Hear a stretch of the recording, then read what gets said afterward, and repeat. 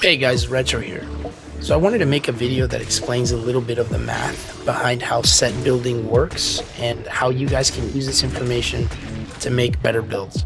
By the end of this video, you will have learned about weapon motion values, what is EFR and how to calculate it, breakpoints, how to make better sets, and why Monster Hunter Rise is still a crit boost meta.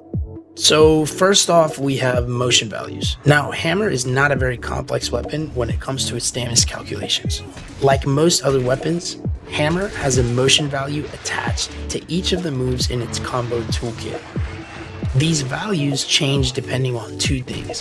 First is your stance, whether you're in yellow or blue having strength or courage hammer, and second is the charge level of the attacks that have charge levels. You don't really need to account for the element because it barely makes up any of the damage that you deal with the higher motion value weapons like hammer or greatsword. Next, we move on to EFR. EFR is a guideline. It's meant as a representation of the damage that you will deal with a specific set over the course of an entire hunt. So how do you calculate it? There's a formula. What you do is you grab the base true raw and you multiply that by any multipliers, like 10% from attack boost 7. Then you add any bonus raw from skills like resentment or agitator. Then you multiply that number by any additional multipliers that your weapon might have. In this case, hammer doesn't have one, but greatsword or insect glaive is a good example. Then you multiply that by the sharpness multiplier. In this case, we're using white sharpness, so it's a multiplier of 1.32. And finally, you multiply that number by however many levels of crit boost you have. Remember that crit is just an in-game multiplier of 0.25. So every hit that lands a critical hit deals 25% more damage. Critical boost just adds 5% to that multiplier respectively. So assuming that you have 100% affinity, which you always want to have, and you're using crit boost 3, it'll look something like this. Now, don't get me wrong, I don't want to do math either. And that's okay, because breakpoints exist.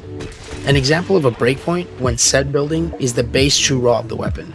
So as a general rule of thumb, aka the breakpoint to remember, is if the weapon has 180 base true raw or lower, then attack boost will give you more returns on investment. But when a weapon is above 190 base true raw, you want to build for crit boost. So let's test it. We grab the Nargacuga hammer that has 180 raw. We make two sets. One has attack 7, the other one has crit boost 3. Other than that, they have 100% affinity. It's the same set. You go to the dummy and you do one combo with each set, and you see what number you get. As you can see with this hammer, both combos with both sets give us the exact same damage number. Why? Because it's below the breakpoint. So I know, you could tell me, but Retrou, does this mean attack boost 7 is the same as crit boost 3? And I would answer to that, no it isn't.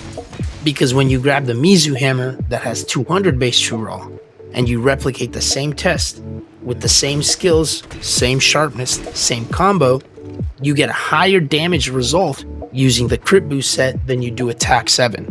Why? Because this hammer is above the breakpoint.